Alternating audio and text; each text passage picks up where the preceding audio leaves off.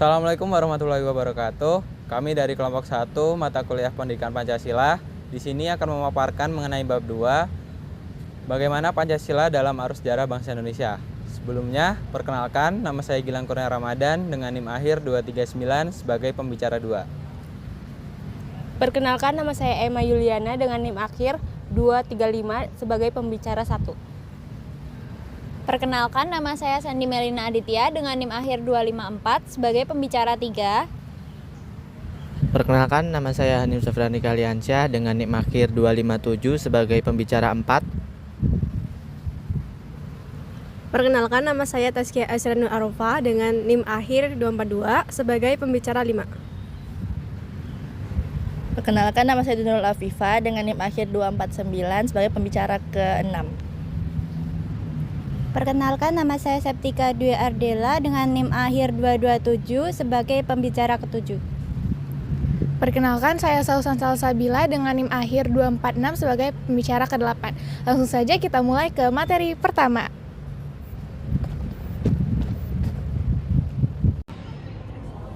Menelusuri konsep dan urgensi Pancasila dalam arus sejarah bangsa Indonesia. Yang pertama, saya akan menjelaskan tentang periode pengusulan Pancasila. Jauh sebelum periode pengusulan Pancasila, cikal bakal munculnya ideologi bangsa itu dimulai dengan lahirnya rasa nasionalisme yang kemudian menjadi pendorong ke gerbang pintu kemerdekaan Indonesia. Benih nasionalisme tersebut sudah tertanam kuat dalam gerakan Perhimpunan Indonesia. Kemudian didorong dengan lahirnya Sumpah Pemuda 28 Oktober 1928 yang kemudian semakin memperkuat rasa nasionalisme tersebut. Proses perumusan Pancasila sebagai dasar negara secara resmi dimulai dalam sidang BPUPKI pertama yang dilaksanakan pada tanggal 29 Mei sampai 1 Juni 1945. BPUPKI sendiri itu didirikan oleh pemerintah Jepang pada tanggal 29 April 1945 yang beranggotakan 60 orang dan diketuai oleh Dr. Rajiman Widyodiningrat. Sehari setelah dilantik, dimulailah sidang yang pertama dengan materi pokok pembahasan calon dasar negara. Ada beberapa tokoh yang mengusulkan gagasan tentang calon dasar negara, diantaranya Muhammad Yamin, Dr. Supomo, Ki Bagus Hadikusumo, dan Insinyur Soekarno.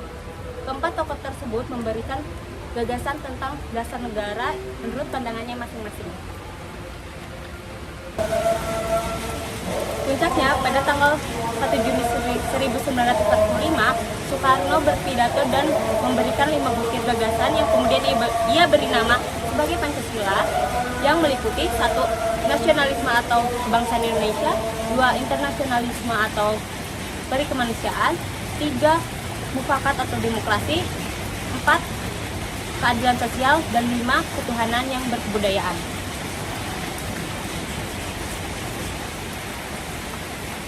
Selain Pancasila, Soekarno juga memberikan gagasan yang lebih ringkas, yaitu Trisila yang berisi tentang sosionasionalisme, sosiodemokrasi, dan ketuhanan yang Maha Esa.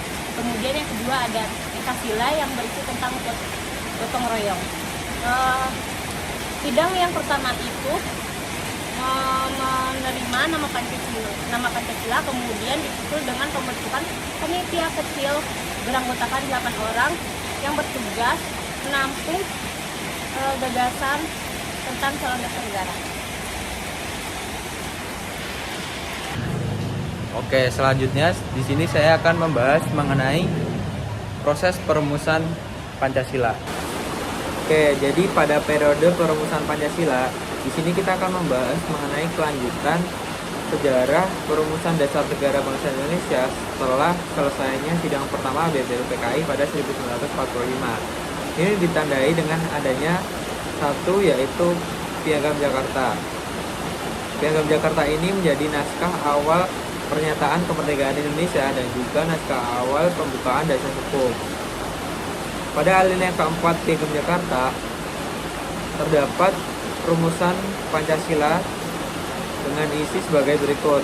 1. Ketuhanan dengan kewajiban menjalankan syariat Islam bagi pemeluk-pemeluknya. 2. Kemanusiaan yang adil dan beradab. 3. Persatuan Indonesia. 4. Kerakyatan yang dipimpin oleh hikmah kebijaksanaan dan dalam permusyawaratan perwakilan. 5. Keadilan sosial bagi seluruh rakyat Indonesia. Naskah ini kemudian dijadikan pembukaan Undang-Undang Dasar 1945 dengan adanya perubahan. Lalu yang kedua, pembentukan PPKI dan juga perubahan politik dunia. Jadi saat pemimpin Indonesia saat itu fokus pada perencanaan kemerdekaan bangsa Indonesia sesuai skenario Jepang, terdapat perubahan peta politik dunia, yaitu tunduknya Jepang kepada sekutu. Ini ditandai dengan adanya pengeboman pada 2 daerah Jepang, yaitu Hiroshima dan juga Nagasaki. Itu menyebabkan melemahnya kekuatan Jepang pada saat itu. Lalu pada tanggal 7 Agustus 1945, Jepang mengeluarkan maklumat pembentukan PPKI yang merencanakan tanggal 18 Agustus 1905 untuk pelantikan dan 24 Agustus 1945 untuk kemerdekaan bangsa Indonesia. Namun pada tanggal 8 Agustus 1945, Soekarno-Hatta dan juga Rajiman diundang ke Saigon oleh Jenderal Terauchi untuk segera membuat PPKI. Lalu pada tanggal 14 Agustus 1945, Jepang mengaku menyerah terhadap sekutu. Dampak dari penyerahan Jepang kepada sekutu ini menyebabkan kekosongan kekuasaan pada saat itu. Lalu para pemimpin bangsa Indonesia ini segera mengambil keputusan politik penting untuk segera mengambil alih perencanaan kemerdekaan bangsa Indonesia agar dapat keluar dari bayang-bayang bangsa Jepang pada saat itu. Lalu untuk poin berikutnya akan dibahas oleh teman saya. Selanjutnya di sini saya akan menjelaskan mengenai yang ketiga, yaitu periode pengesahan Pancasila. Pada tanggal 12 Agustus tahun 1945, Soekarno, Hatta, dan Rajiman Medioningrat dipanggil oleh penguasa militer Jepang di Asia Selatan ke Saigon untuk membahas tentang Hari Kemerdekaan Indonesia seperti yang pernah dijanjikan oleh Jepang. Namun, tanggal 14 Agustus tahun 1945, Jepang menyerah tanpa syarat kepada sekutu.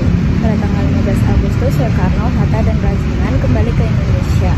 Para pemuda menyambut mereka dengan desakan agar kemerdekaan bangsa Indonesia dapat segera diproklamasikan secepatnya, karena adanya tanggap dari para pemuda terhadap dunia politik pada masa itu. Sehingga terjadilah penculikan atas diri Soekarno dan Muhammad Hatta karena Sdengkot. Akhirnya dicetuskanlah proklamasi kemerdekaan Indonesia pada tanggal 17 Agustus 1945. Rancangan kemerdekaan dari BPUPKI yang dinamakan Piagam Jakarta tidak jadi dibacakan pada saat proklamasi kemerdekaan Indonesia. Lalu pada saat sidang PPKI tanggal 18 Agustus 1945 menghasilkan putusan-putusan penting sebagai berikut. Yang pertama ada 1. Mengesahkan UUD tahun 1945. Yang kedua ada memilih presiden dan wakil presiden. Yang pertama yaitu Soekarno dan Muhammad Hatta. Yang ketiga membentuk KNIP. Lalu ada rumusan Pancasila dalam UUD 1945. Yang pertama adalah ketuhanan yang Maha Esa. Yang kedua adalah kemanusiaan yang adil dan beradab. Yang ketiga ada persatuan Indonesia. Yang keempat adalah kerakyatan yang dipimpin oleh kebijaksanaan dalam permusyawaratan perwakilan. Yang kelima ada keadilan sosial bagi seluruh rakyat Indonesia. Namun setelah disahkannya UUD 1945, muncul bentuk ancaman dari Belanda yang ingin kembali menjajah bangsa Indonesia. Pada 27 Desember tahun 1949, akhirnya terdapat pengakuan kedaulatan bangsa Indonesia oleh Belanda. Namun pada tanggal 17 Agustus 1950 terjadi perubahan bentuk negara dari negara serikat ke negara kesatuan. Sehingga dibuatkanlah konstitusi yang baru yang dinamakan UUDS sementara tahun 1949. sementara ini dikhawatirkan dapat menimbulkan persoalan kehidupan bernegara di kemudian hari. Berdasarkan UUD sementara tahun 1990 diadakan pemilihan yang pertama pada tahun 1955. Ini membentuk dua badan perwakilan, yaitu Badan Konstituante dan membentuk DPR sebagai parlemen. Pada tanggal 5 Juli tahun 1959, Presiden Soekarno mengeluarkan dekret.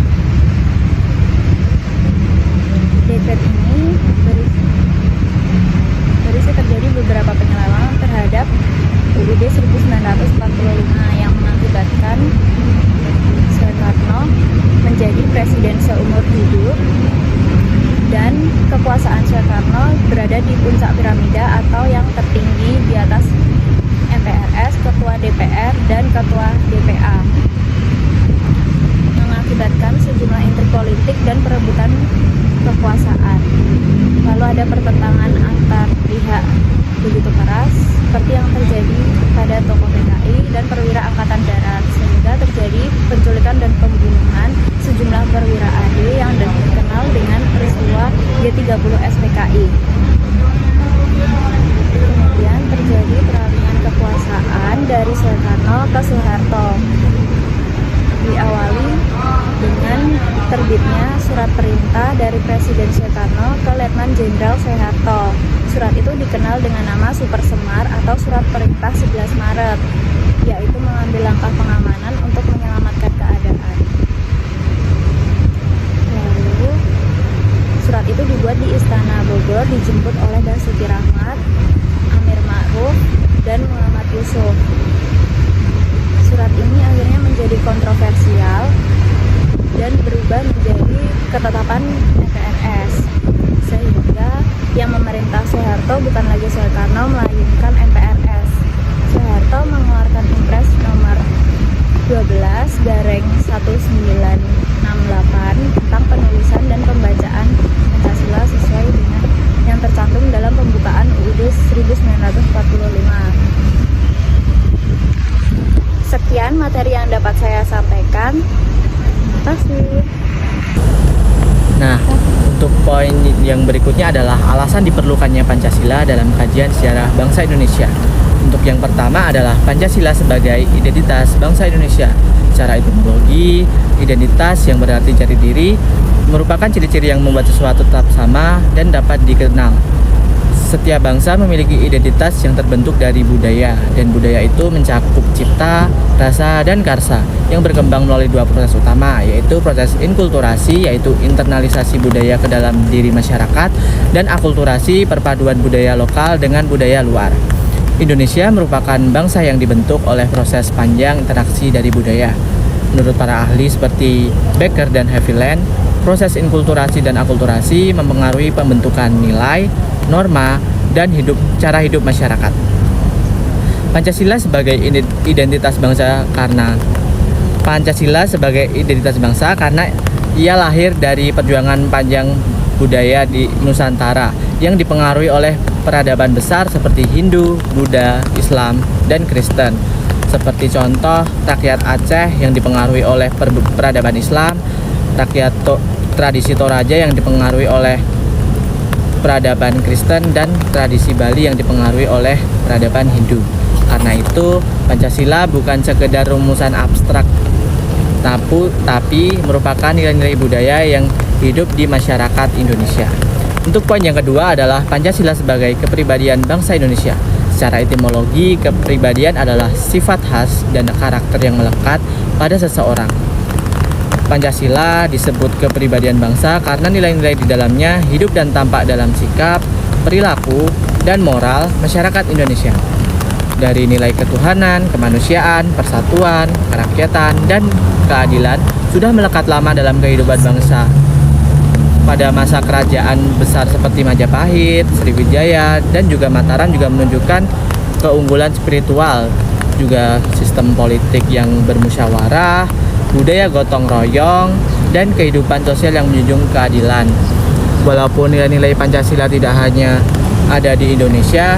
Namun cara bangsa Indonesia menghayati dan mempraktikkan kelima sila tersebut adalah khas karena bersumber dari pengalaman dan perjalanan sejarah dari budaya Indonesia itu sendiri. Dan proses inkulturasi dan akulturasi memperkaya karakter bangsa, tetapi kepribadian nyata dalam kehidupan sehari-hari. Untuk poin yang selanjutnya akan dibahas oleh teman saya. Ketiga, Pancasila sebagai pandangan hidup bangsa. Pancasila sebagai pandangan hidup bangsa artinya nilai ketuhanan, kemanusiaan, kesatuan, kerakyatan, dan keadilan diyakini kebenarannya, keindahannya, dan kegunaannya oleh bangsa Indonesia yang kemudian dijadikan pedoman dalam kehidupan bermasyarakat, berbangsa, dan bernegara dan menimbulkan tekad yang kuat untuk mengamalkannya dalam kehidupan nyata. Dengan demikian, ketika Pancasila sebagai pandangan hidup bangsa, maka seluruh nilai yang terkandung dalam Pancasila akan dimanifestasikan dalam kehidupan bermasyarakat, berbangsa, dan bernegara. Keempat, Pancasila sebagai jiwa bangsa. Sebagaimana dikemukakan oleh konstitusi ini bahwa setiap bangsa memiliki jiwa bangsa atau Polges. Polges adalah karakter khas yang hidup dalam masyarakat. Bagi Indonesia, Pancasila merupakan perwujudan jiwa bangsa Indonesia karena nilai-nilai yang terkandung di dalamnya telah hidup dalam budaya, adat istiadat, dan pandangan hidup masyarakat. Pancasila bukan diciptakan pada tahun 1945, melainkan digali dari nilai-nilai yang telah hidup dalam masyarakat. Oleh karena itu, Pancasila sebagai jiwa bangsa menjadi roh yang menghidupkan bangsa Indonesia, memberikan semangat, identitas, dan arah bagi tindakan dan kehidupan berbangsa dan bernegara. Kelima, Pancasila sebagai perjanjian luhur. Pancasila merupakan hasil kesepakatan para pendiri negara pada tahun 1945 sebagai dasar negara atau yang disebut political consensus. Kesepakatan ini bukanlah kesepakatan biasa, melainkan sebuah komitmen yang mendasar, mengikat, berjangka panjang, dan mencerminkan cita-cita bangsa. Kesepakatan ini dianggap sebagai bukti yang tepat karena Pancasila mampu mempersatukan agama, suku, budaya, dan berbagai kepentingan di Indonesia sehingga menjadi dasar yang kokoh bagi berdirinya suatu negara. Selanjutnya, saya sebagai pembicara ke-6 akan memaparkan materi tentang menggali sumber historis, sosiologis, dan politis Pancasila dalam kajian sejarah bangsa Indonesia.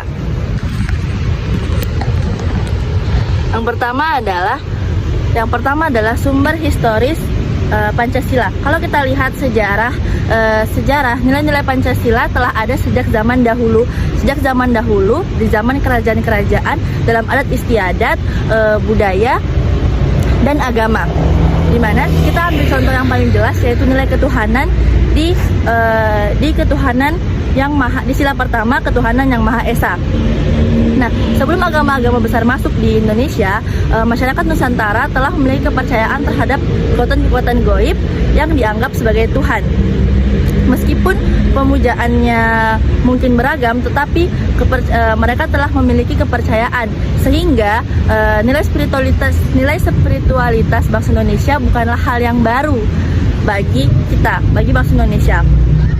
Para ahli dalam Encyclopedia of Philosophy menyebutkan bahwa sejak dahulu sudah adanya doa, ritual, dan tuntunan moral dari Tuhan yang telah berkembang menjadi bagian dari kebudayaan lama kita. Nah, selanjutnya sumber sosiologis Pancasila.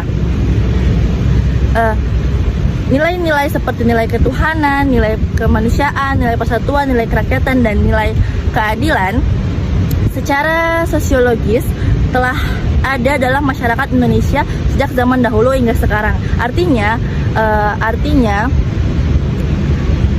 Pancasila artinya kita bisa bekerja, artinya Pancasila telah hidup dalam interaksi sosial masyarakat Indonesia. Contohnya adalah gotong royong. Gotong royong adalah semangat saling membantu antar sesama, kerja bakti, dan bekerja sama untuk untuk kepentingan bersama, tidak hanya saling membantu antar sesama tetangga, bisa juga dalam bentuk saling membantu di kepentingan untuk keperluan umum di desa-desa. Nah, gotong royong ini merupakan cerminan dari sila kelima, yaitu keadilan sosial bagi seluruh rakyat Indonesia. Karena dengan gotong royong kita dapat bekerja sama untuk kemajuan bersama. Gotong royong juga tercermin pada sistem perpajakan di Indonesia. Dalam era modern ini, gotong royong dapat kita lihat dalam sistem perpajakan Indonesia, di mana masyarakat bersama-sama membayar iuran melalui pembayaran pajak yang dimaksudkan untuk pelaksanaan membiayai pembangunan nasional. Nah, toleransi antar umat beragama juga merupakan bukti nyata bahwa Pancasila hidup dalam interaksi sosial bangsa Indonesia. Nah, bangsa Indonesia. Kemudian yang terakhir adalah sumber politis Pancasila. Ternyata cara kita berpolitik dan berdemokrasi sebagai bangsa Indonesia digali dari kearifan lokal atau local wisdom bangsa kita sendiri, yang dimana dalam Pancasila, sebagaimana yang kita ketahui, Pancasila merupakan terkandung dan bersumber dari kearifan lokal kita, dari budaya dan pengalaman bangsa Indonesia berhubungan, juga termaksud pengalaman bangsa Indonesia berhubungan dengan bangsa lain. Nah, contohnya adalah musyawarah untuk mufakat, di mana itu merupakan kebiasaan dari masyarakat Nusantara di pedesaan. Di sana mereka mengambil keputusan melalui diskusi bersama untuk mencapai mufakat. Jadi mereka melakukan musyawarah untuk menemukan satu keputusan hasil diskusi seluruh pihak. Nah, itulah juga yang menjadi pilar utama, semangat kekeluargaan itulah yang menjadi pilar utama sistem politik dan demokrasi di Indonesia, yaitu mengambil keputusan dari hasil musyawarah. Nah, sekian dari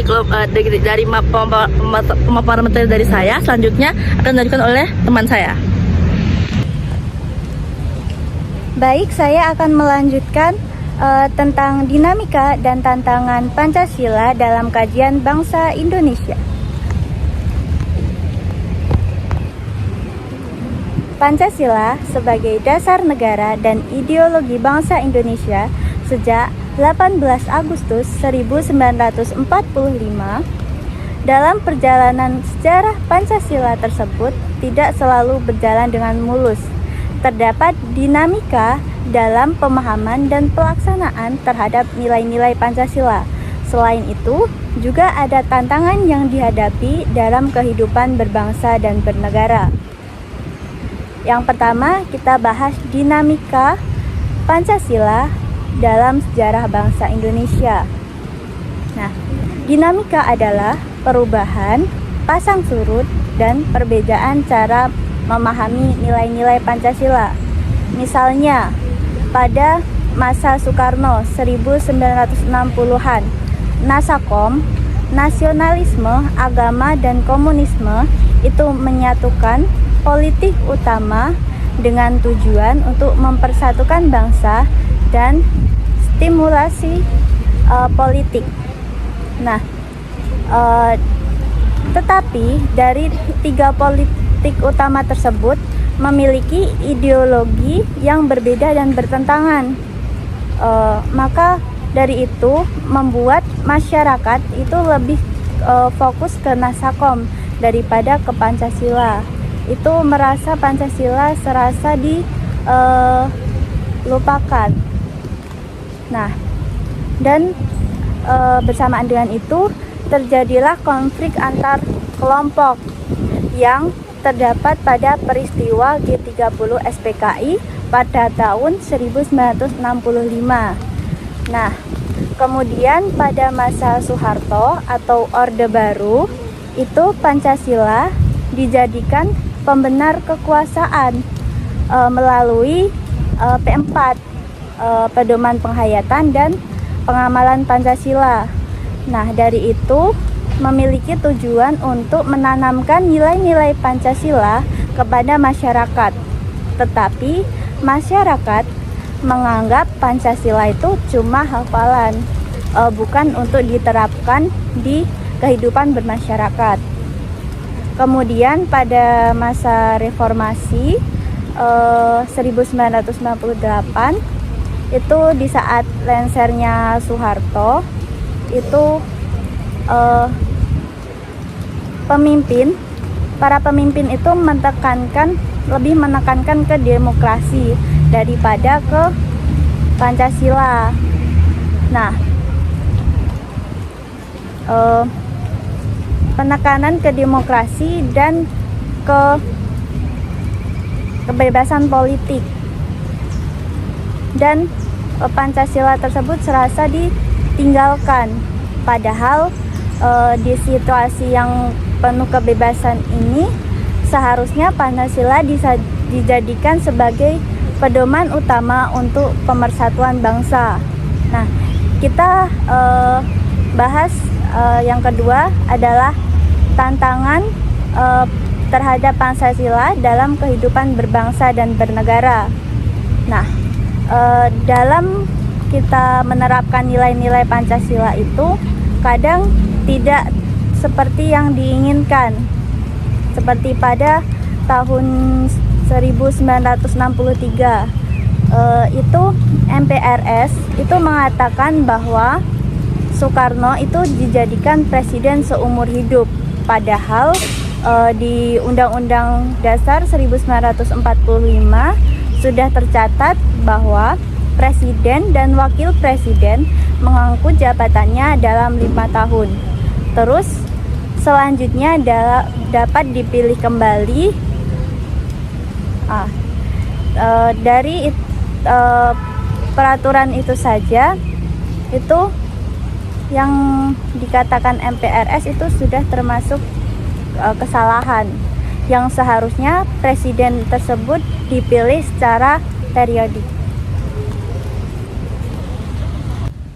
Selanjutnya, saya akan menjelaskan materi mengenai esensi dan urgensi Pancasila dalam kajian sejarah bangsa Indonesia. Yang pertama, esensi Pancasila dalam arus sejarah bangsa Indonesia. Pancasila pada hakikatnya merupakan philosophies of Grundslag dan juga Weltanschauung. Pancasila dikatakan sebagai dasar filsafat negara atau filosofis Grundslag karena Pancasila mengandung unsur-unsur seperti alasan filosofis berdirinya suatu negara dan unsur-unsur di hukum Indonesia harus berdasarkan oleh Pancasila. Selanjutnya, Pancasila sebagai pandangan hidup bangsa atau Weltanschauung karena Pancasila mengandung unsur-unsur seperti nilai-nilai agama, budaya, dan adat istiadat. Selanjutnya adalah urgensi Pancasila dalam kajian sejarah bangsa. Nah, di tahun 2008, Kompas pernah mengeluarkan survei tentang bagaimana sih pengetahuan masyarakat tentang Pancasila. Ternyata di Indonesia pengetahuan masyarakat tentang Pancasila mengalami kemerosotan. 48% responden berusia 17 sampai 29 tahun tidak mampu menyebutkan sila-sila Pancasila secara baik dan benar. 42% responden salah dalam menyebutkan sila-sila Pancasila dan juga 60% responden berusia 46 tahun ke atas salah dalam menyebutkan sila-sila Pancasila. Fenomena ini sangat memprihatinkan karena menunjukkan kemerosotan dari penerapan nilai-nilai Pancasila di kehidupan nyata tidak sebanding dengan semangat dari penerimaan Pancasila di era awal. Selanjutnya adalah urgensi Pancasila dalam sejarah bangsa Indonesia ditunjukkan dalam hal-hal lain. Yang pertama, pengidentikan ideologi Pancasila dengan ideologi lain. Dalam sejarahnya, ideologi Pancasila sering dimiripkan atau disamakan dengan ideologi-ideologi lain. Padahal Pancasila merupakan ideologi yang lahir dan besar dari nilai-nilai bangsa Indonesia tanpa ada campur tangan dari luar. Maka dari itu, Pancasila merupakan ideologi khas Indonesia yang berbeda dari ideologi luar. Yang kedua, penyalahgunaan Pancasila sebagai alat justifikasi kekuasaan rezim tertentu. Dari Orde Lama hingga Orde Baru, banyak sekali penyalahgunaan Pancasila ini. Banyak oknum-oknum yang menjadikan Pancasila sebagai alat untuk melanggengkan kekuasaan mereka. Dari pengalaman itu, bangsa Indonesia akhirnya sadar bahwa sangat penting untuk memahami nilai-nilai Pancasila agar tidak disalahgunakan dan dijadikan alat untuk pemuas kepentingan pribadi maupun kepentingan politik. Yang ketiga adalah Pancasila yang sudah menurun dalam pengamalan nilai-nilainya di kehidupan sehari-hari. Seperti yang sudah dijelaskan di survei di atas, bahwa Pancasila itu sudah sangat menurun dari pengamalannya di kehidupan sehari-hari. Hal ini menjadikan banyak sekali kegiatan-kegiatan yang menyimpang dari nilai-nilai Pancasila, seperti adanya korupsi, kolusi, nepotisme, ketidakadilan, dan juga banyak penyimpangan-penyimpangan lainnya. Sekian pemaparan materi dari kelompok 1. Kurang lebihnya mohon maaf. Wassalamualaikum warahmatullahi wabarakatuh.